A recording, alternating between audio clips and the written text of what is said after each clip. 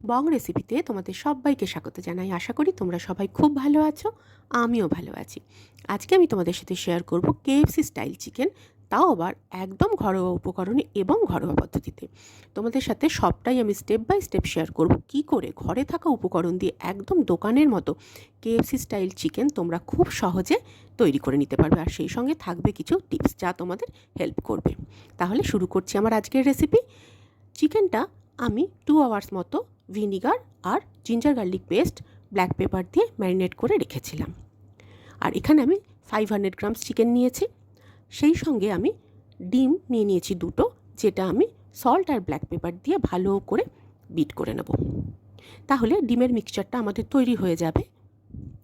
ডিমের মিক্সচারটা তৈরি হয়ে যাবার পর এই রেসিপির মেন ইনগ্রিডিয়েন্টস যেটা লাগবে কেএফসি স্টাইল চিকেন বানানোর জন্য, সেটা তৈরি করে নেব। নিয়ে নিয়েছি কর্নফ্লেক্স, আর এটাকে দেখো আমি একদম মিহি গুঁড়ো কিন্তু করিনি। আর এটা তৈরি করার জন্য এর মধ্যে অ্যাড করে দিচ্ছি আন্দাজ মতো সল্ট আর ব্ল্যাক পেপার। এইভাবে যদি করো তাহলে দেখবে কোটিংটা ভীষণ সুস্বাদু হবে। আর এবার এটা ভালো করে মিক্সড করে নেব, তাহলে আমাদের কর্নফ্লেক্সটা রেডি হয়ে যাবে। সেই সঙ্গে রেডি করে নিচ্ছি ব্রেড ক্রাম্বস। একইভাবে সল্ট আর ব্ল্যাক পেপার দিয়ে কোটিংটা যাতে ভীষণ সুস্বাদু হয় সেই জন্য এইভাবে করতে হবে। ব্যাস, এই দুটো জিনিস রেডি হয়ে গেছে। এইবার আমি ম্যারিনেট করে রাখা চিকেনের মধ্যে আন্দাজ মতো সল্ট অ্যাড করলাম। ম্যারিনেশনের সময় আমি সল্ট দিই না বা দিতে পছন্দ করি না, তার কারণ অতিরিক্ত জল রিলিজ করে বলে। আর এবার এটাকে খুব ভালো করে আমি মিক্সড করে নিচ্ছি। এবার এগুলো আমি একটা একটা করে তৈরি করতে থাকবো। প্রথমেই একটা চিকেন লেগ পিস নিয়ে নিয়েছি এবং ব্রেড ক্রাম্বসের মধ্যে দিয়ে এটা একটা কোট করে নেব। হালকা হাতে এই কোটটা করব। এবার এটাকে আমি ডিমের মধ্যে ডিপ করে নিচ্ছি। সব শেষে এটা আমি কর্নফ্লেক্সে একটা কোটিং দিয়ে নেবো, আর একটু চেপে চেপে কোট করব, যাতে কর্নফ্লেক্সটা খুব ভালোভাবে সমস্ত চিকেনের গায়ে লেগে যায়। ভালোভাবে কোট করতে হবে, না হলে কিন্তু ফ্রাই করার সময় কর্নফ্লেক্সগুলো তেলে ঝরে যাবে, এটা একটু খেয়াল করবে। আর এই কর্নফ্লেক্সটা দিয়ে করার জন্যই খুব সহজেই একদম কেএফসি স্টাইলের চিকেনের ওই ক্রিস্পি ব্যাপারটা পাওয়া যায়। ঠিক এই একইভাবে আমি সবগুলো তৈরি করে নেব। তোমরা অবশ্যই একবার এই পদ্ধতিতে চিকেন ফ্রাই তৈরি করে দেখো, খুব সহজে একদম দোকানের মতো কেএফসি স্টাইল চিকেন তোমরা বাড়িতে বানিয়ে নিতে পারবে। বাচ্চা থেকে বড় সবাই খুব খুব আনন্দ করে খাবে। ঠিক একইভাবে এটাকে আমি তৈরি করে নিচ্ছি। আর আরেকটা কথা, এগুলো কিন্তু তোমরা 3 to 5 ডেজ খুব সহজেই ফ্রিজে স্টোর করতে পারো একটা এয়ারটাইট কন্টেনারে। অবশ্যই টিস্যুর মধ্যে রেখে এগুলো স্টোর করবে, আর যখন ইচ্ছা হবে তোমরা এটা ফ্রাই করে নিতে পারবে। আর এগুলো তৈরি হয়ে গেলে যদি তোমাদের হাতে সময় থাকে, তোমরা যদি 1 আওয়ার মতো এটা ফ্রিজে রাখতে পারো, মানে নর্মাল ফ্রিজে, তাহলে দেখবে ফ্রাই করতে না ভীষণ সুবিধে হবে। মানে এই সেট হয়ে যাবে খুব ভালো।